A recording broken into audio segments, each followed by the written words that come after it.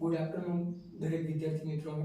આજે આપણે રાષ્ટ્રપતિ માટે જે અગત્યની જે કલમો છે તેના વિશે ચર્ચા કરીશું। તો જોઈએ આપણે સૌથી પહેલા તો કે અનુચ્છેદ 52 છે। અનુચ્છેદ 52 ની અંદર ભારતના જે રાષ્ટ્રપતિ છે એના વિશેની આપણે વાત કરવામાં આવી છે। અનુચ્છેદ 52 મુજબ ભારત દેશની અંદર એક રાષ્ટ્રપતિ રહે છે। ત્યારબાદ અનુચ્છેદ 53 તો કે 53 ની અંદર સામેની જે પણ કાર્યવાહી સત્તા છે તે બધી જ સત્તા એ રાષ્ટ્રપતિના હાથમાં રહે છે, જ્યારે વડાપ્રધાન છે તો માત્ર નામના વડા હોય છે।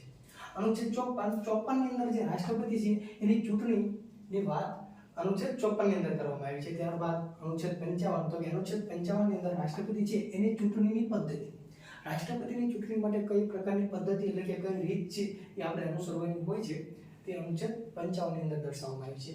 ત્યારબાદ અનુચ્છેદ 56 ની અંદર છે એ રાષ્ટ્રપતિના હોદ્દાની મુદ્દત અંગે ચર્ચા કરવામાં આવી છે। રાષ્ટ્રપતિના હોદ્દાની મુદ્દત અંગે ચર્ચા કરવામાં આવી છે એટલે શું? તો કે કોઈ પણ રાષ્ટ્રપતિ છે એ સામાન્ય રીતે પોતાની જ્યારથી વિજેતા જાહેર થાય ત્યારથી 5 વર્ષ સુધી એ પોતાના હોદ્દા ઉપર રહી શકે છે। ત્યારબાદ અનુચ્છેદ 57 છે તો કે એ ફરીથી ચૂંટાવા માટેની યોગ્યતા, રાષ્ટ્રપતિ છે એ કોઈ રાષ્ટ્રપતિ છે 5 વર્ષ માટે પોતાનો કાર્યકાળ પૂરો કરે અને ત્યારબાદ એ જ રાષ્ટ્રપતિ જો કદાચ એવું ઈચ્છે કે મારે ફરીથી રાષ્ટ્રપતિ તરીકે ચૂંટાવવું છે, વિજેતા જાહેર થવું છે, તો એ રાષ્ટ્રપતિ ફરીવાર રાષ્ટ્રપતિ બનવા માટે એના માટે કઈ કઈ પ્રકારની એની યોગ્યતા હોવી જોઈએ એ અનુચ્છેદ આપણને 57 ની અંદર દર્શાવવામાં આવ્યું છે। ત્યારબાદ અનુચ્છેદ 58 તો કે રાષ્ટ્રપતિ તરીકે ઉમેદવાર છે એની લાયકાત, રાષ્ટ્રપતિ કોઈ ઉમેદવારને પોતાને રાષ્ટ્રપતિ તરીકે ચૂંટાઈ આવવું છે તો એ ઉમેદવારને એને રાષ્ટ્રપતિ બનવા માટે કયા પ્રકારની કઈ લાયકાતની જરૂરિયાત પડશે એ અનુચ્છેદ 58 ની અંદર દર્શાવવામાં આવ્યું છે।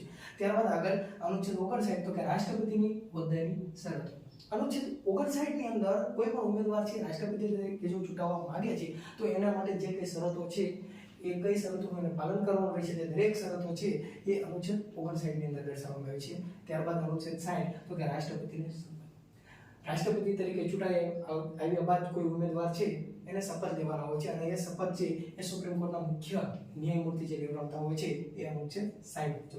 ત્યારબાદ અનુચ્છેદ 61 તો કે રાષ્ટ્રપતિ પર મહાભિયોગ, કોઈ પણ રાષ્ટ્રપતિ છે એના ઉપર આપણે મહાભિયોગની પ્રક્રિયા કરવી હોય તો માત્ર ને માત્ર બંધારણના ઉલ્લંઘન ઉપર જ કરી શકીએ છીએ, એ અનુચ્છેદ 61 મુજબ થાય છે અને એ માત્ર સંશોધન કરી શકે છે।